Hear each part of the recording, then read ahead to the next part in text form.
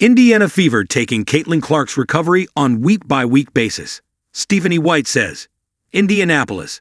The Indiana Fever are taking it slow with Caitlin Clark's recovery from a right groin injury and left ankle sprain, but the Fever star is continuing to take steps toward full strength.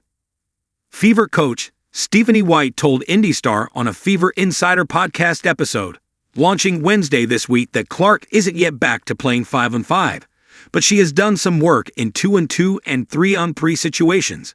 We're not jumping into anything that's too much, White said. We have the ability to right now take it on week-by-week basis, doing some 3-on-3, doing some 2-on-2, building into 5-on-5. Her being able to play in game-like situations is going to be important. It's been a long time building back into that, but it is October, and she needs to be able to slowly build back, so, from an endurance standpoint, she's laying a really good foundation, so she's not having any setbacks or any regression. Clark was limited to 13 games in 2025 because of various injuries, including a left quad strain, left groin strain, right groin strain, and left ankle bone bruise. She averaged 16.5 points, 8.8 assists, and 5.0 rebounds in those 13 games. Her final game of the season came July 15, when she strained her right groin after a non-contact bounce pass to teammate Kelsey Mitchell while in the final minutes of a win against the Connecticut Sun in Boston. That injury forced her out of the All-Star Game days later, an event hosted in her home city of Indianapolis, and a game in which she was a captain, as well as the three-point contest. She spent months trying to work back from that right groin injury, but a left ankle sprain August 7, one she called one of the worst sprains I've dealt with in Fever exit interviews, prevented her from adequately testing out her right groin to see if she could return. She was eventually ruled out for the year with 3 games remaining in the regular season.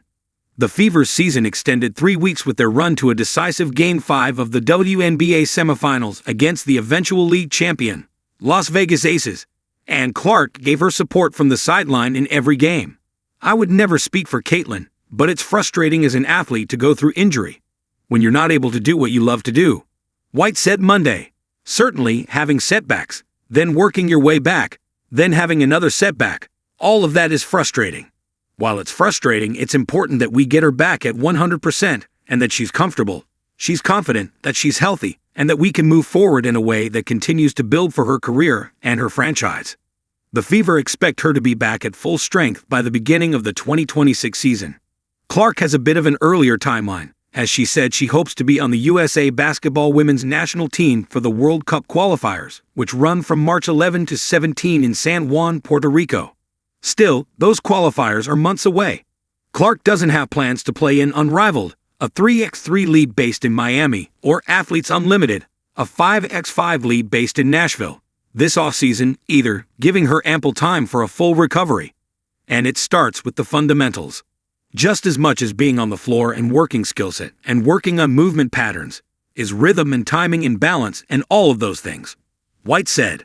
Now, instead of working on 1 to 2 things at a time, now it's 3 to 4 things at a time. Now we've got decision-making in live action. We've got staying on balance. We've got changing direction. We've got explosiveness. All of these things, and oh by the way, at 90 to 100% instead of 50, 60 to 70%.